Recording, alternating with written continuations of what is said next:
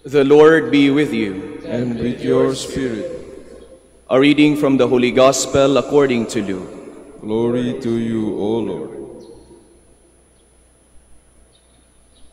The scribes and Pharisees said to Jesus, "The disciples of John the Baptist fast often and offer prayers, and the disciples of the Pharisees do the same, but yours eat and drink." Jesus answered them, "Can you make the wedding guests fast while the bridegroom is with them? But the days will come, and when the bridegroom is taken away from them, then they will fast in those days." And he also told them a parable. "No one tears a piece from a new cloak to patch an old one. Otherwise, he will tear the new, and the piece from it will not match the old cloak. Likewise, no one pours new wine into old wineskins. Otherwise, the new wine will burst the skins, and it will be spilled, and the skins will be ruined. Rather, new wine must be poured into fresh wineskins. And no one who has been drinking old wine desires new, for he says, 'The old is good.'" The Gospel of the Lord. Praise to you, Lord Jesus Christ. Please be seated. Isang maulan na umaga sa inyong lahat, and welcome to the Minor Basilica of Our Lady of the Rosary of Manaoag. Ang Panginoon po ay parang ulan o bagyo sa Pilipinas. Laging umaapaw, laging bumabaha. Bakit ko po nasabi iyon? Dahil ang Panginoon, hindi natin malimit, hindi natin malagyan ng boundary sa buhay natin. Tulad na lamang sa ginawa ng mga Pariseyo. Sabi ng mga Pariseyo, "Bakit kami ganito ang ginagawa namin? Bakit ikaw ganito ang ginagawa?" Gusto nilang ilimit ang Panginoon. Dapat ganito lang. Pero ang Panginoon, hindi. Dahil gusto nilang masunod ang batas ni Moises, ang mga utos ni Moises, very legalistic sila. Dapat ganito, dapat ganyan.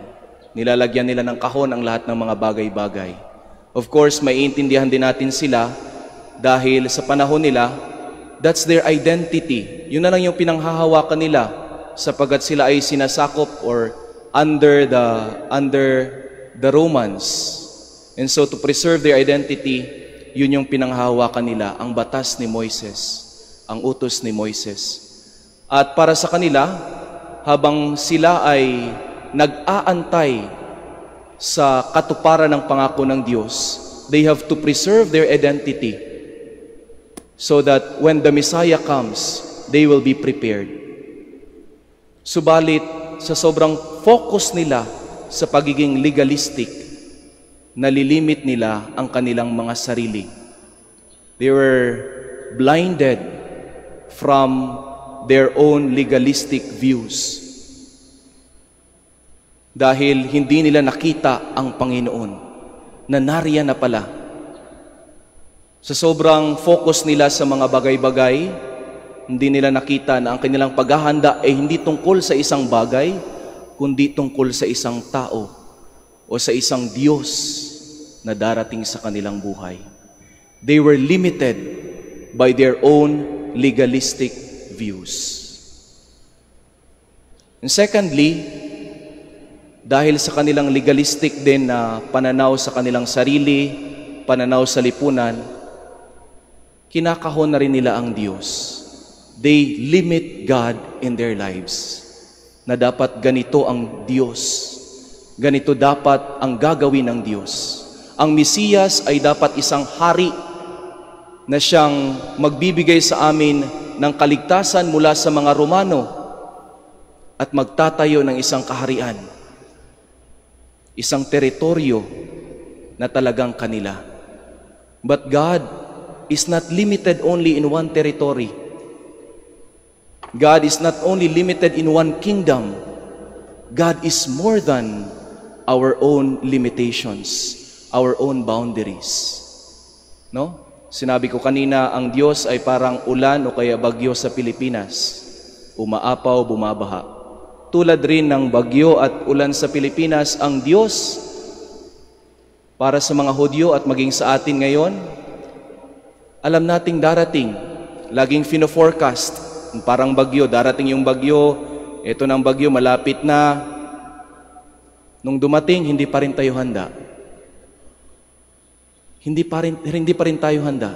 It still catches us unprepared. Sa buhay natin, parang ganun din po ba?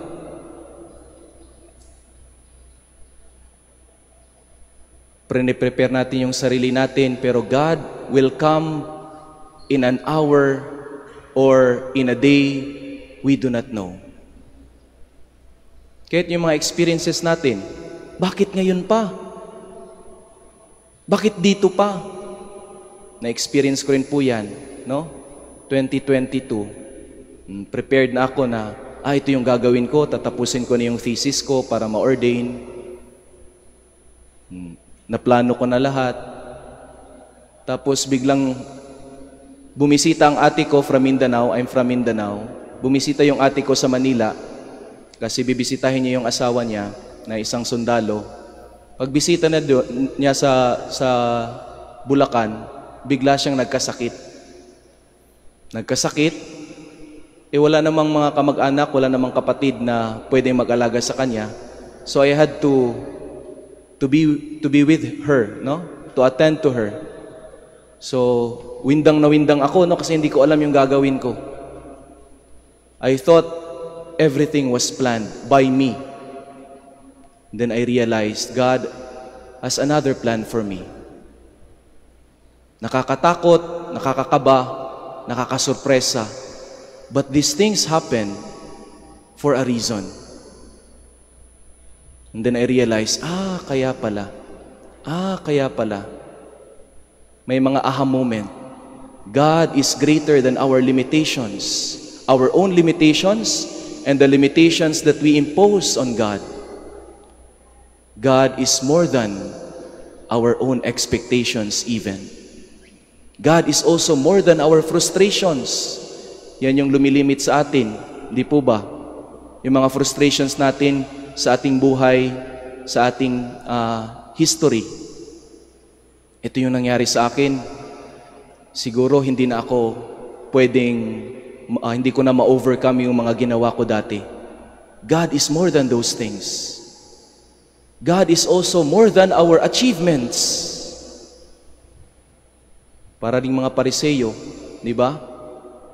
Nung sinabi ng Panginoon na sa isang templo, nagdasal ang Pariseyo at yung tax collector, yung Pariseyo, ang sinasabi niya sa Diyos, yung achievements niya. Lord, ginawa ko ito, ginawa ko iyan. Nililimit natin ang Diyos sa ating achievements. But God is more than our achievements.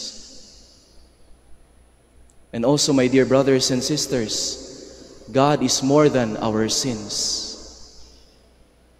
Lagi kong pinanghahawakan yung sinabi ni St. Paul, where sin abounds, grace abounds all the more. God is more than our sins. God is always forgiving.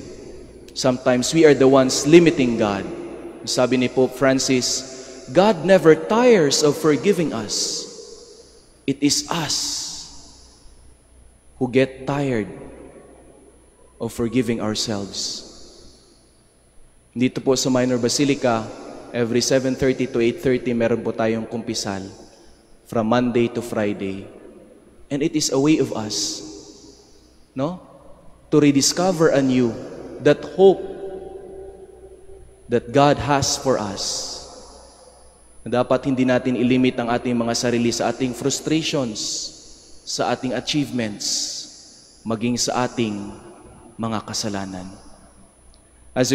As we continue our Eucharistic celebration, we ask the Lord to give us the grace to be open for the new things that come to our lives, so that we'll be able to feast with Him worthily and also to receive the new wine that He has prepared for us.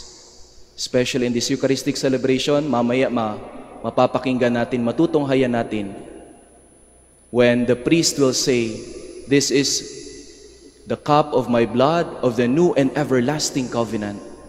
That's the new wine that we will receive. And we ask the Lord, Lord, help us to be prepared, to be worthy to receive that new wine that you have prepared for us.